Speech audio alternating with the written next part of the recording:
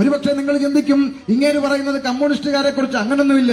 Communist ഭരിച്ചാലും നാളെ കോൺഗ്രസ് ഭരിച്ചാലും ഇനി എങ്ങാനും താമര വിരിഞ്ഞാലും ഇതിനെയൊക്കെ തൂത്തുകളയാൻ ചൂല് വന്നാലും നമ്മുടെയൊക്കെ ഗതി ഇത് തന്നെയാ. ഇതിന്റെ അപ്പുറത്തൊരു ചുക്കും ഇവിടെ സംഭവിക്കത്തില്ലെന്ന് മലയാളിക്ക് എന്ന് ബോധം വരുന്നു അന്ന് ഏറെക്കുറെ മാറ്റം വരാൻ സാധ്യതയുണ്ട്. അതുകൊണ്ട് ശ്രദ്ധിക്കണം. കുടിക്കാൻ കൊടുക്കുന്ന ഗവൺമെന്റ്, കുടിച്ചവനെ കൊണ്ട് പിഴയടപ്പിക്കുന്ന സർക്കാർ, ഇങ്ങനെ നാടകമായിക്കൊണ്ടിരിക്കുന്ന ഉലകത്തിൽ ലഹരി എന്ന് പറയുന്ന ഈ ചകുത്താനെ തുരത്തി ഓടിക്കാൻ ഭരണകൂടങ്ങൾക്ക് കഴിയത്തില്ല. ഈ അടുത്ത ചില മാസങ്ങൾക്ക് മുമ്പ് ഭരണതലത്തിലിരിക്കുന്ന ഒരു മന്ത്രി പറഞ്ഞു, അടുത്ത ആഴ്ച സന്ധ്യയ്ക്ക് കേരളത്തിലെ മലയാളികളെല്ലാം ലഹരിക്കെതിരായി ദീപം തെളിക്കണം. ഇത് കേട്ടപ്പോ സന്തോഷം തോന്നി.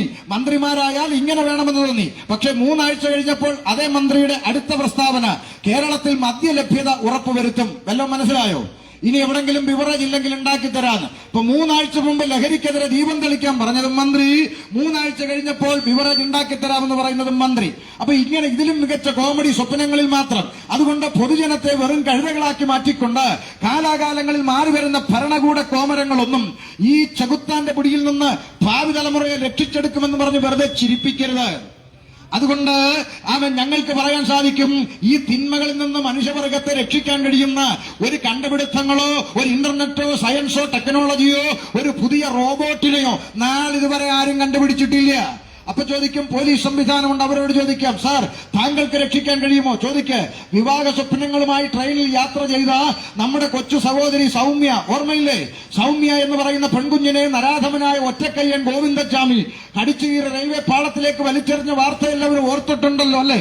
അങ്ങനെ പുറത്തെറിഞ്ഞു, അവനെ, ആ പെൺകുഞ്ഞിനെ കൊന്നുകളഞ്ഞു. എന്ത് സംഭവിച്ചു? ഒറ്റക്കയ്യനെ ജയിലിന്റെ അകത്തിട്ട് നല്ല ചപ്പാത്തിയും ഉണ്ടയും ഒക്കെ കൊടുത്ത് തടിച്ചുണ്ട് സിനിമാ നടനെ പോലെ അവൻ പുറത്തിറങ്ങി വന്നപ്പോൾ അവന് പീഡിപ്പിക്കാൻ ഒരു കൈ പോരെന്ന് മനസ്സിലാക്കിയിട്ട് അവന് ഫാബ്രിക്കേറ്റഡ് ആയിട്ട് ഒരു കൈയും കൂടെ വെച്ചുകൊടുക്കാൻ തയ്യാറായ സംഘടനകളുള്ള നാടാണ് സാർ കേരളം. അതുകൊണ്ട് ഇവിടുത്തെ നിയമ സംവിധാനങ്ങളൊക്കെ മനുഷ്യനെ നന്നാക്കുമെന്ന് പറഞ്ഞ് ചിരിപ്പിക്കരുത്. ഒരു വിശപ്പിനൊരു ബണ്ണ് കെട്ട് ബ്രെഡ് കെട്ട് ബേക്കറിയിൽ നിന്നൊരു ബ്രെഡ് എടുത്തുകൊണ്ടോടി അവൻ കള്ളനായി വിശപ്പിന് കെട്ടവനെ പോലും അല്ലെങ്കിൽ ഒരു പോക്കറ്റടിക്കാരനെ പിടിച്ച് ജയിലിലേക്ക് ഇട്ടാൽ അവൻ മാനസാന്തരപ്പെട്ട് നല്ല കുട്ടിയായി കുഞ്ഞാടായല്ല തിരിച്ചു വരുന്നത്. സകല അടവും പഠിച്ച് തികഞ്ഞ കള്ളനായിട്ട് പുറത്തു വരുന്ന സംവിധാനങ്ങൾ. ഈ സംവിധാനങ്ങൾക്ക് നടുവിലാണ് ഇവിടെ ആളുകൾ പറയുന്നത് പോലീസും ഗവൺമെന്റും നന്നാക്കുമെന്ന് പറഞ്ഞ് വെറുതെ ചിരിപ്പിക്കരുത്.